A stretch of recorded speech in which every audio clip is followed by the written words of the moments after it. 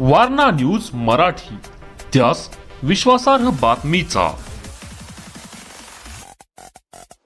कोल्हापूर शहरात गोवा राज्यात विक्रीसाठी असलेले आणि महाराष्ट्रात विक्रीस मनाई असलेले विदेशी मद्य वाहतूक करताना राज्य उत्पादन शुल्क विभागाच्या भरारी पथकाने मोठी कारवाई करत 75 बाटल्या जप्त केल्या आहेत।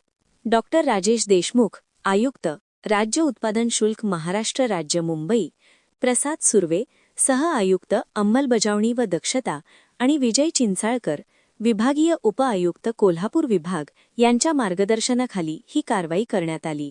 निरीक्षक किरण पवार यांच्या पथकाने 30 मार्च रोजी कोल्हापूर शहरातील प्रतिभानगर परिसरात पंचगंगा बँकेसमोर गुप्त माहितीच्या आधारे सापळा रचला।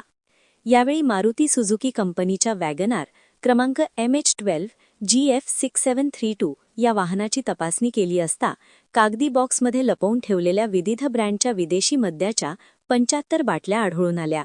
तक्रारीनुसार हे मद्य गोवा राज्यासाठीच अधिकृत असून महाराष्ट्रात विक्रीस बंदी आहे, त्यामुळे आरोपी अवैधरित्या त्याची वाहतूक करत असल्याचे निष्पन्न झाले।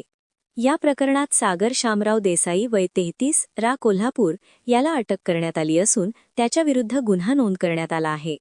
या कारवाईत एकूण 3,94,400 रुपयांचा मुद्देमाल जप्त करण्यात आला असून त्यामध्ये मद्याची किंमत 44,400 रुपये आणि वाहनाची किंमत 3,50,000 रुपये आहे।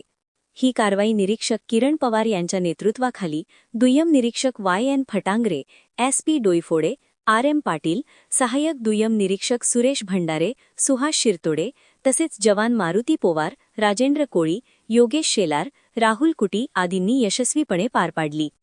या प्रकरणाचा पुढील तपास दुय्यम निरीक्षक YN फटांगरे हे करत आहेत।